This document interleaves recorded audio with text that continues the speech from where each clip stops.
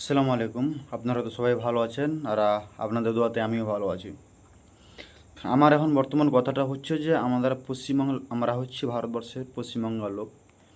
এই পশ্চিমবঙ্গের মানুষ যখন বিভিন্ন রাজ্যে কাজ করতে যায় তখন কিন্তু সেই রাজ্যের মানুষ কিন্তু আমরা বাঙালি বলে আমাদেরকে অপমানিত করা হয় এবং পুলিশ প্রশাসন আমাদেরকে বাংলাদেশি বলে সে দেশ থেকে বিতাড়িত বা সেই রাজ্য থেকে আমাদেরকে বিতাড়িত করে দেয়। আচ্ছা, আমরা বাঙালি মানে বাংলাদেশে যদি সেটাই হয় তাহলে কিন্তু আমরা যেই পশ্চিমবঙ্গে বাস করছি সেই পশ্চিমবাংলাটাই বাংলাদেশি বলে ঘোষণা করে দেওয়া হোক।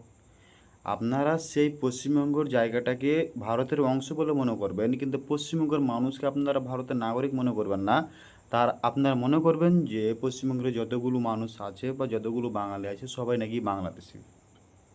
যদি এটাও হয় তাহলে আমরা কিন্তু তোমাদের সেই নাগরিকত্ব আমরা চাই না। আমরা আগে বাঙালি, তারপর ভারতীয়। আপনারা যদি আমাদেরকে বাঙালি মনে না করেন তাহলে কিন্তু আমরা ভারতীয়। আর এই নিয়ে যদি আপনি আমাদেরকে অপমান করেন তাহলে কিন্তু আমরা নিজের একটা রাজ্যে আমরা একটা রাষ্ট্র তৈরি করতে চাই এবং সেই রাষ্ট্র তৈরি করে আমরা বিভিন্ন দেশে কাজ করার জন্য ইচ্ছুক এবং বিভিন্ন দেশে আমরা কাজ করতে যাব। তোমাদের রাজ্যে সে কাজ করতে আমরা যাব না।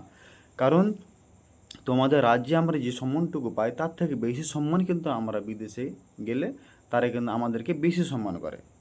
তাই যদি আপনারা আমাদের পশ্চিমবঙ্গকে ভারতের অংশ বলে মনে করেন বা ভারতের অঙ্গরাজ্য বলে মনে করেন তাহলে কিন্তু আমাদের পশ্চিম বাংলার মানুষকে পশ্চিমবাংলার মানুষ যখন ভিন্ন রাজ্যে কাজ করতে যাবে তখন আপনাদেরকে অতটুকু সম্মান করতে হবে যতটুকু সম্মান আপনি অন্য অন্য রাজ্যের লোককে করেন।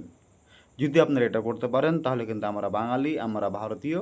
এবার যদি আপনারা সেটা করতে না পারেন, আমাদেরকে যদি ভারতের নাগরিক বলে মনে না করেন, আপনারা যদি আমাদেরকে বাংলাদেশি মনে করেন তাহলে কিন্তু আমাদের পশ্চিমবঙ্গে কিন্তু আমরা আলাদা রাষ্ট্র চাই। ধন্যবাদ।